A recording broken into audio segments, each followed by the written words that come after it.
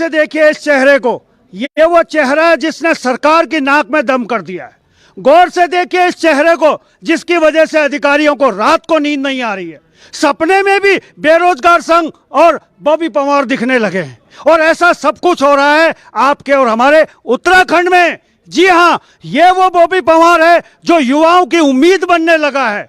युवा भरोसा सरकार से ज्यादा बॉबी पंवार पर करने लगे हैं, और इसकी वजह यह है कि समय समय पर ये लगातार बेरोजगारों की हक की आवाज उठा रहे हैं। और ऐसा ही एक मामला लेके आज ये प्रेस क्लब में पहुंचे हैं। देखते हैं क्या कुछ बड़े खुलासे इन्होंने करे हैं बॉबी पंवार जी के साथ। तो थोड़ा सा बॉबी पंवार जी, युवाओं को बड़ी उम्मीद है, कहीं बिक तो नहीं जाएंगे माफियाओं की तरह? देखिए, बिकना होता तो और लोगों की तरह बिक जाते हैं। 5-6 सालों से जो संघर्ष हो रहा है उसमें मैं बता तो रहा हूँ, जो चीज़ें हमारे संज्ञान में आ रही है और हम सरकार को बता रहे हैं उस पर ही कार्रवाई हो रही है, क्योंकि उन्हें लग गया कि इनके पास पहुंच गई है तो अब कार्रवाई करनी पड़ेगी।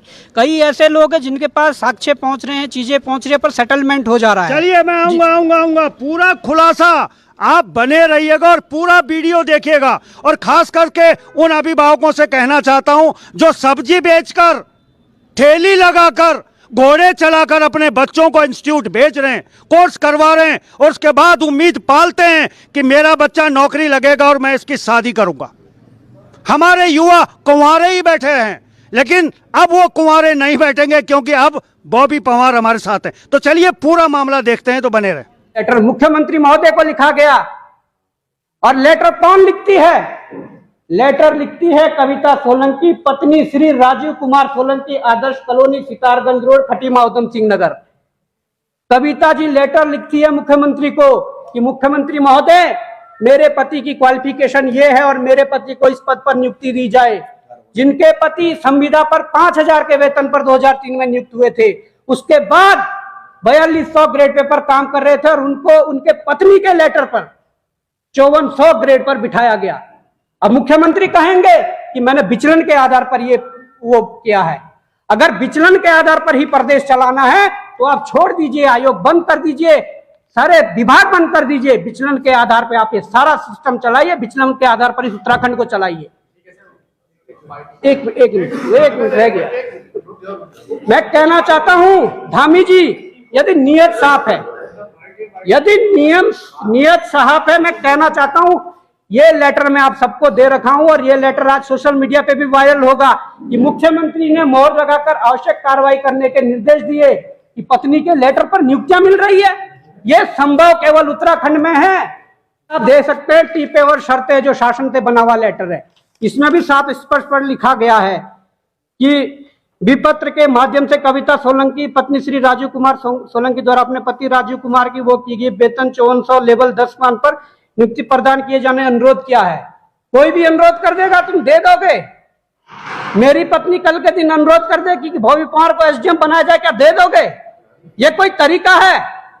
अगर विचलन के माध्यम से ही ऐसी कार्रवाई करनी है तो विचलन के माध्यम से ही पूरा प्रदेश चलाइए। ये तमाम विभाग बंद कर दिए, जहां लाखों करोड़ों अरबों रुपए सैलरी के नाम पे खर्च हो रहा है। इस विचलन के माध्यम से ही प्रदेश को चलाइए, हम आपके साथ हैं। और अगर नहीं चल सकता विचलन के माध्यम से पूरा प्रदेश, तो ये गलत है, इसे हटाइए। और ये तब हो रहा है, इन माफियाओं के, इन आयोगों के अधिकारियों के, कर्मचारियों को हौसले तब बुलंद हो रहे हैं जब मुख्यमंत्री महोदय खुद ऐसा काम कर रहे हैं। ये मैं कहना चाहता हूं। यदि आप साफ हो तो आपके नीचे वाले भी साफ होंगे, आपके नीचे वाले डरेंगे, काम करेंगे।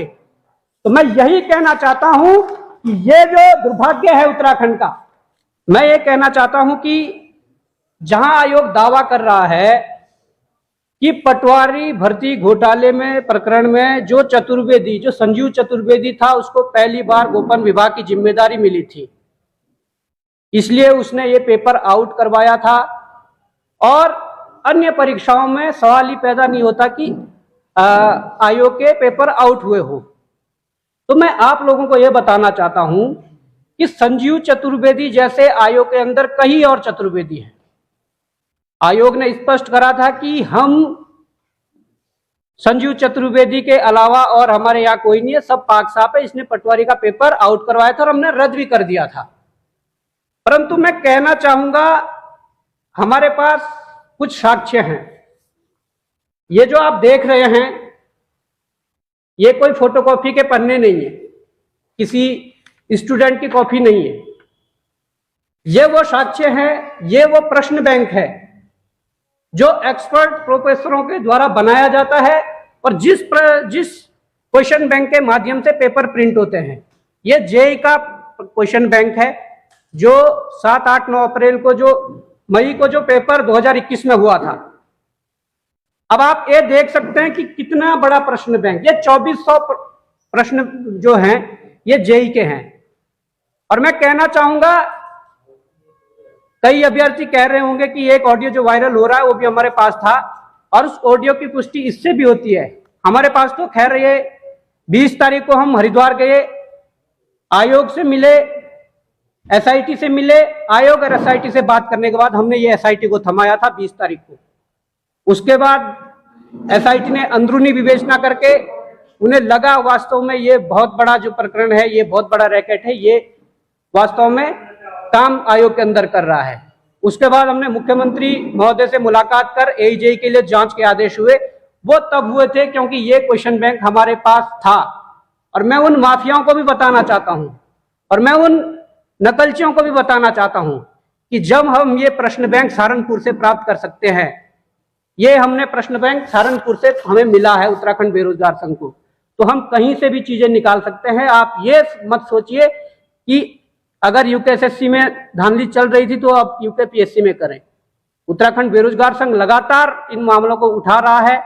और सहारनपुर में ऑडियो रिकॉर्डिंग में तो केवल ये जिक्र है कि हम 20 से 22 बच्चे जो एक होटल में थे, परंतु सहारनपुर में अलग अलग जाकर 5-6 होटलों में करीब 120 से 150 बच्चों को पेपर पढ़वाया गया।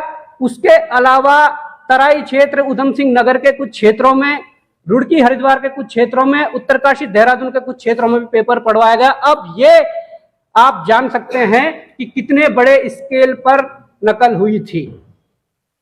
और उसके साथ जो हमें एई की जानकारी मिली, जिसमें 50 से 60 लाख रुपए पर सीट की बोली लगी, मैं एई की बात कर रहा हूं, उसमें अदर स्टेट के भी बच्चे प्रतिभाग करते हैं। और उन बच्चों की कॉपियां उठाकर देख लीजिए, अगर आयोग को भरोसा नहीं है। 800 प्लस नंबर, 900 या 1000 में से 800 प्लस नंबर, जितनी की 700 पिछले बार टोटल मेरिट गई थी इंटरव्यू के बाद, वो आप खोल के देख लीजिए अगर धांधली नहीं हुई है।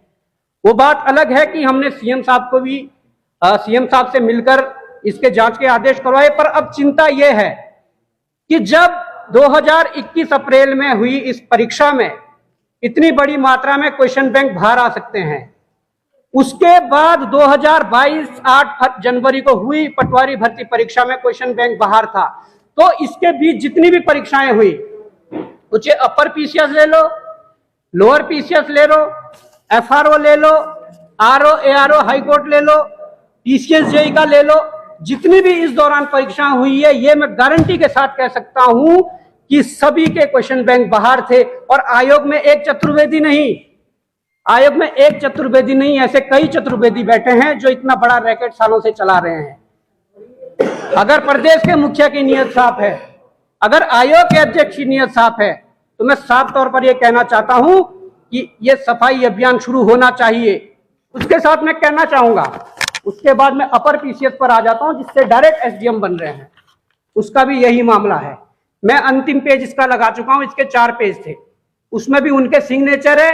अपर पीसीएस प्री में जो परीक्षा हुई थी उसका भी पेपर बाहर था और इन लोगों ने उसकी भी ओएमआर वगैरह जला दी गई है। उत्तराखंड जनजाति कल्याण विभाग में निदेशक के पद पर जो मुख्यमंत्री के करीबी माने जाते हैं, मुख्यमंत्री के संयुक्त सचिव है संजय टोलिया जी को मानकों के विरुद्ध उस पद पर बिठाया गया है। मुख्यमंत्री ने आश्वस्त किया था कि इन पर आवश्यक कार्रवाई होगी, परंतु आज कई माह बीत जाने के बाद मुख्यमंत्री के करीबी संजय टोलिया जी पर कोई कार्रवाई नहीं हुई। कार्रवाई इसलिए नहीं हुई कि वो उनके लंगोटियार है, अगर कोई और होता तो शायद कार्रवाई हो जाती। मुख्यमंत्री जी, यदि नियत साफ है, आप किसी चैनलों के माध्यम से, सोशल मीडिया के माध्यम से अगर देख रहे हैं, नियत साफ है, तो संजय टोलिया जी को वहां से हटाइए। उस पद के जो मानक है, उन मानकों को संजय टोलिया पूरा नहीं कर रहा है। संजय टोलिया सचिवालय संपर्क का व्यक्ति है, जबकि उस पद के लिए एक आईएएस या वरिष्ठ पीसीएस संवर्ग होना जरूरी है, और आपने अपने ही करीबी आदमी को इतने बड़े पद पर बिठाकर कैसे उन्हें वो कर दिया। तो मैं कहना चाहता हूं मुख्यमंत्री जी, इन पर अगर कार्रवाई नहीं हुई तो बहुत जल्द तालाबंदी होगा वहां पर जनजातीय आयोग विभाग में। ध्यान रखना, ये प्रदेश का युवा है, ये उत्तराखंड बेरोजगार संघ की आवाज है। और मैं कहना चाहता हूं, बात यही नहीं रहती, ये संजय टोलिया के द्वारा जारी लेटर है।